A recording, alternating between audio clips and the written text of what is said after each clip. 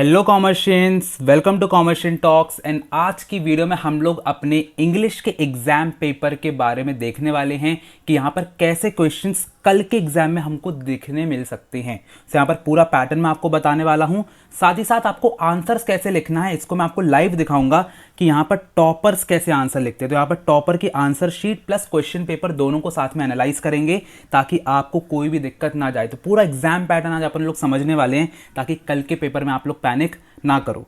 तो चलो यार जल्दी से वीडियो को स्टार्ट करते हैं, लेकिन उससे पहले चैनल को जरूर सब्सक्राइब कर देना।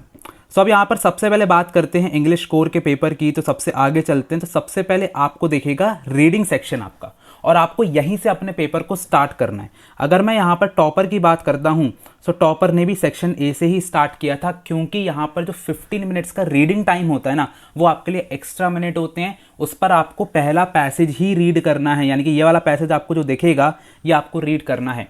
अब मैंने यहाँ पर 2-3 साल के जब पेपर्स को एनालाइज किया तो मेरे को पता चला है कि यहाँ पर सोशल कॉज से रिलेटेड बहुत सारे यहाँ पर टॉपिक्स आते हैं, यानी कि सोशल इश्यूज जो अपने होते हैं ना, जैसे कि यहाँ पर पेरेंट्स की और चिल्ड्रन के बारे में बोला गया है कि कैसे अपन को जो बच्चे हैं उनको यहाँ पर ट्रीट करना चाहिए। ठीक है, तो यहाँ पर इसके बारे में है। इसके पहले वाला जब मैंने देखा तो एक फिक्शनल स्टोरी थी, पर वो भी अपनी फैमिली से रिलेटेड थी। उसका 1 साल पहले वाला पेपर देखा तो देखा उसमें भी जो था सोशल कॉज से रिलेटेड यहाँ पर पैसेज आया था। तो ये जो पैसेज आपका पहला वाला पैसेज होगा ये थोड़ा सा डिफ़िकल्ट हो सकता है, या फिर आपको देखने में डिफ़िकल्ट लग सकता है। और इसी का फ़ायदा सीबीएसई को मिलता है कि बच्चे क्या करते हैं, पहला अपना जैसे कि यहाँ पर पैसेज देखेंगे और फिर डर जाएंगे एंड उसके बाद फिर पूरा पेपर ख़राब कर देंगे। सो आपको पहले पैसेज को देख करके बिल्कुल नहीं डरना है, पेशेंस रखना है, क्योंकि आगे बहुत ही ईजी आपका पेपर आने वाला है। सो एक बार आप देखते हो तो यहाँ पर आपको कम से कम 4 पैरा तो दिख रहे हैं, 4 से 5 पैरा का आपका पैसेज हो सकता है, जैसा कि हम लोग देख सकते हैं। अब यहाँ पर जैसे कि ये वाला पेपर था तो यहाँ पर तो इनने 8 क्वेश्चंस डायरेक्टली पूछ लिए हैं और इसको हमको जो है बताना है। अच्छा, यहाँ पर एक और चीज़ है कि यहाँ पर देखो, जो अगर हम लोग क्वेश्चन देखते हैं तो यहाँ पर पैराग्राफ 2 और पैराग्राफ 3, यानी कि इनने बोला है कि यहाँ पर आपको जो रिसर्च वर्ड है और वेल्दी वर्ड है दोनों का मतलब बताना है, और दोनों को पैसेज 2 और पैसेज 3 में आप ढूंढ सकते हो। तो कहीं कहीं पर ये आपको बता देता है। अब ये जो क्वेश्चन है इसको आपको आंसर कैसे करना है, तो सबसे पहले अगर हम लोग सेक्शन ए देखते हैं और यहाँ पर टॉपर की आंसर शीट देखते हैं तो यहाँ पर इन्होंने क्या लिखा है, अकॉर्डिंग टू द पैसेज। देखो स्टार्ट कैसे किया है, अकॉर्डिंग टू द पैसेज से यहाँ पर स्टार्ट किया है। ये बहुत ज़्यादा इंपॉर्टेंट आपका हो जाता है, क्योंकि अगर आप ऐसे स्टार्ट कर रहे हो तो थोड़ा एक अच्छा इम्पैक्ट पड़ रहा है हमारे जो चेकर है उसके ऊपर। सेकंड, जो एक मैंने इंपॉर्टेंट बात यहाँ पे नोटिस की है कि अगर कहीं पर कुछ इंपॉर्टेंट चीज़ आती है तो वहाँ पर आप इन्वर्टेड कॉमा का यूज़ कर सकते हो। टॉपर ने भी ऐसे करके यूज़ किया है, बहुत जगह पर मैंने ये चीज़ देखी है, तो आप भी इन्वर्टेड कॉमा का यूज़ कर सकते हो। इसके यहाँ पर लास्ट में सेल्फ सेक्रीफाइस लिखा था, तो सेल्फ सेक्रीफाइस को अलग से यहाँ पर हाईलाइट किया गया है।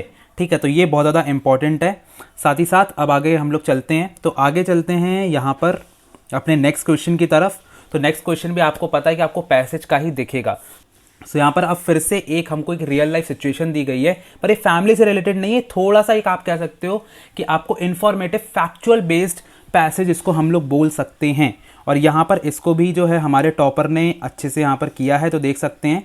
सो अगर आप लोग ध्यान से देखते हैं तो यहाँ लिखा हुआ है द रतन मॉडल। तो अब देखो फिर से इंपॉर्टेंट जो चीज़ थी उसको इन्वर्टेड कॉमा पे डाला है और आराम से लिखा है। और मैंने एक और चीज़ नोटिस करी है कि जो टॉपर है उसने अपने वर्ड्स का भी यूज़ किया, यानी कि ज़रूरी नहीं है कि आपको बिल्कुल एज इट इज़ कॉपी करना है। अब वो ज़माना जा चुका है, तो अब हम लोग क्या करेंगे, आराम से अपने वर्ड्स में भी लिख सकते हैं, लेकिन ज़्यादा अपने वर्ड्स नहीं लगाना है, पैसेज से ही उठाना है। बस आप उसका जो है रीऑर्डर कर सकते हो वर्ड्स को, ये मैं बोल सकता हूँ। अब इसके आंसर नंबर 2 यहाँ पर देखोगे तो द इन रटन मॉडल लिखा हुआ है और फिर यहाँ पर 1 2 3 पॉइंट दे दिया है। तो ऐसे पॉइंट में भी आप लिख सकते हो यहाँ पर, ताकि अच्छा एक इंप्रेशन जाता है, थोड़ा अच्छे से दिखे, तो ये प्रेजेंटेशन पे आपको अच्छे नंबर मिल जाते हैं। सो ऐसे करके यहाँ पर जो है किया गया है, और यहाँ पर बहुत अच्छे से यहाँ पर सेकंड पैसेज भी आपका कहीं ना कहीं इजी रहेगा। फर्स्ट पैसेज थोड़ा सा डिफिकल्ट हो सकता है, तो उसका थोड़ा सा ध्यान रखना। अब जो सेक्शन भी यहाँ पर अटेम्प्ट किया है टॉपर ने, तो अगर आप ध्यान से देखते हो तो यहाँ पर सबसे पहले हर चीज़ फॉर्मेट का बहुत अच्छे से ख्याल रखा है। और अगर हम लोग चेकर को देखते हैं तो फॉर्मेट के देख कर ही नंबर दिया है। सबसे पहले दिया तो यहाँ एक टिक मारा, फिर यहाँ पर एक टिक मारा, तो पूरा फॉर्मेट सबसे पहले चेकर आपका देखने वाला है। तो फॉर्मेट अगर आप सही करते हो तो 1 नंबर आपके पक्के जाते हैं, आपके नंबर नहीं कटते हैं। और यहाँ पर बॉक्स भी बनाया गया है, तो जॉब एप्लीकेशन वाला यहाँ पे था और उसके लिए बॉक्स भी बनाया गया है। अब देखो ज़रा मैं आपको समझाता हूँ कि लिखते कैसे हैं।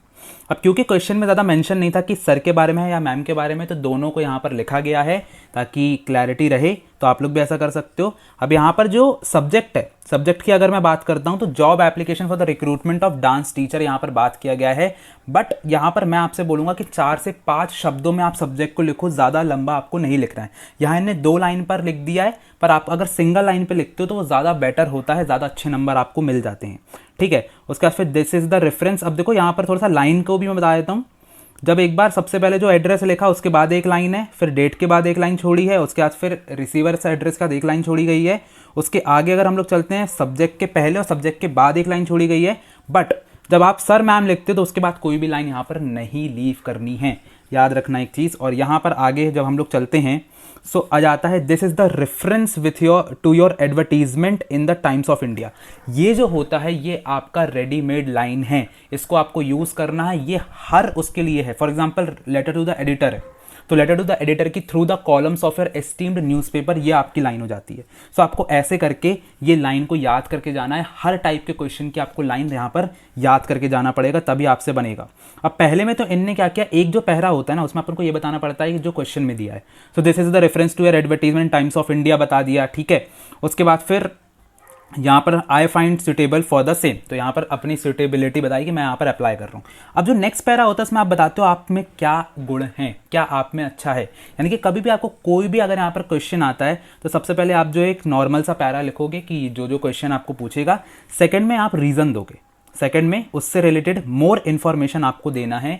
और ऐसे करके जो इंपॉर्टेंट इन्फॉर्मेशन है आप उसको यहाँ पर देखो ज़रा अच्छे से अंडरलाइन कर सकते हो, ठीक है, ओके। उसके बाद फिर लास्ट में आपको इसको क्लोज भी करना है, और क्लोज करने के भी यहाँ पर नंबर हो जाते हैं। फिर यहाँ पर जो इनने बायोडेटा है उसके जो भी अटेस्टेड डॉक्यूमेंट थे उसको अलग से यहाँ पर बनाया, तो पूरा पूरा बायोडेटा बनाया, और दोनों में बॉक्स का यूज़ किया गया है, ये भी आपको ध्यान रखना है। तो बॉक्स बहुत ज़्यादा इंपॉर्टेंट यहाँ पर हो जाता है, ठीक है। चलो, सो जो क्वेश्चन पेपर है अब इसमें फिर से हमें जो है क्वेश्चंस देखने को मिल जाते हैं। सो यहाँ पर what made the peddler think that he has fallen into a trap और रेड ट्रैप। तो यहाँ पर एक चीज़ बहुत अच्छी की गई है कि यहाँ पर जो है आपको चैप्टर का नाम बताया गया है, वरना कुछ क्वेश्चंस में आपको चैप्टर का नाम नहीं बताया जाता, सिर्फ ऑथर का नाम बताया जाता। सो ऑथर के नाम आपको याद रखना है। सो अब देखो भैया यहाँ पर ध्यान से देखो ज़रा, इनने जो आंसर लिखा है, सो आंसर जो है थोड़ी सी गंदी हैंड राइटिंग यहाँ पर यूज़ की गई है, ये मैं बोलना चाहूँगा।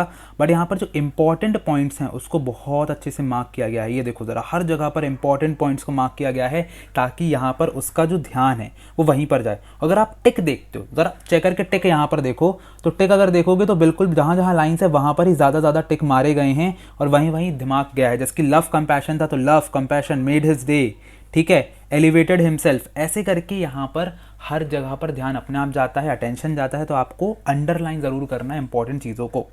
देन सेकंड यहाँ पर गांधी जी वाला था, सो यहाँ पर था डायरेक्टली, तो यहाँ पर फिर से नेचुरल इंडिगो के बारे में बताया गया है, तो एक तरीके से हमको पता चल गया इंडिगो चैप्टर से है, ठीक है।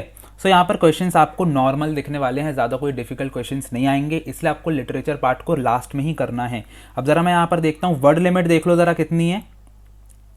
सो वर्ड लिमिट अगर मैं देखता हूं तो यहाँ पर 40 वर्ड्स बोला था, तो 40 वर्ड्स के हिसाब से इनने कम से कम 8 to 10 लाइन्स पे उसको समराइज किया, ठीक है। यानी कि अगर आप ध्यान से देखोगे तो 8 लाइन्स, 40 वर्ड्स है तो आप ऐसे समझो कि आपको 8 लाइन्स लिखना है, ठीक है। तो यहाँ पर 8 लाइन्स लिखी है, 8 to 10 लाइन्स में अगर आप लिख रहे हो तो दैट्स इनफ, उससे ज़्यादा आपको नहीं लिखना है, कम ही लिखना, ज़्यादा टेक्स्ट लिखने पर भी नंबर कट हो जाते हैं। फिर से वही चीज़ है, हर चीज़ को हाईलाइट किया गया है। अब अगर आप ध्यान से देखते हो राइटिंग बिल्कुल ख़राब हो चुकी है, लेकिन क्योंकि यहाँ पर हाईलाइट किया गया है तो भैया यहाँ पर चेकर को सब कुछ नहीं पढ़ना पड़ रहा है, वो डायरेक्टली कीवर्ड्स देख करके नंबर दे रहा है। ये एक बहुत इंपॉर्टेंट चीज़ है। इसके अलावा आंट जेनिफर टाइगर से आया है, मिस्टर लैम के यहाँ से आया है, तो यहाँ पर आप लोग देख सकते हो। अब यहाँ पर जो है 120 से 150 वर्ड्स के जो यहाँ पर लॉन्ग आंसर्स हैं उनकी हम लोग बात कर लेते हैं। तो जो लॉन्ग आंसर्स हैं ज़रा देख लेते हैं कैसे यहाँ पर लिखा गए हैं, ओके। अब यहाँ पर अगर मैं देखता हूँ तो जो लॉन्ग आंसर है उसके लिए कितनी लाइंस यूज़ की गई है, तो 1 2 3 4, ओ भाई यहाँ तो बड़ा सा लंबा सा आंसर लिखा गया है, ओके। तो यहाँ पर करीब करीब अगर मैं बोलूँ तो 1 पेज का आंसर इन्होंने लिखा है, 1 पेज का, बिल्कुल आप कह सकते हो 1 पेज से 1.5 पेज के अंदर ही आंसर लिखा गया है। तो आपको भी इतनी ही टाइम लिमिट में आंसर लिखना है और वही है इंपॉर्टेंट चीज़ों को मार्क करते जाना है, ठीक है। राइटिंग बिल्कुल ख़राब हो चुकी है, आपको राइटिंग इतनी ख़राब नहीं करना है। ज़रूर इनका जो टाइम मैनेजमेंट था वो उतना अच्छा नहीं था, इसलिए यहाँ पर लास्ट में थोड़ी गलती हो गई है। और ऐसे करके यहाँ पर जो है टॉपर की आंसर शीट को हमने पूरा एनालाइज कर लिया है और पेपर को भी मैंने आपको पूरा बता दिया कि कहाँ कहाँ पर कैसे कैसे क्वेश्चंस आने वाले हैं। अगर मैं एक छोटी सी टिप आपको बताऊं तो स्टार्टिंग में आपको पेपर डिफिकल्ट लग सकता है या फिर इजी लग सकता है। आपको ये चीज़ को हटा करके सिर्फ और सिर्फ क्वेश्चन पे फोकस करना है, लिटरेचर को ज़्यादा नहीं देखना है। पहले आपको रीडिंग सेक्शन और राइटिंग सेक्शन पर ही यहाँ पर फोकस करना है। सर इसी के साथ अगर वीडियो पसंद आए हो तो लाइक करो, सब्सक्राइब करो, कमेंट करो और ज़्यादा से ज़्यादा शेयर करो ताकि सबकी हेल्प यहाँ पर होती रहे। मिलते हैं अगली वीडियो में, तब तक के लिए ऑल द बेस्ट।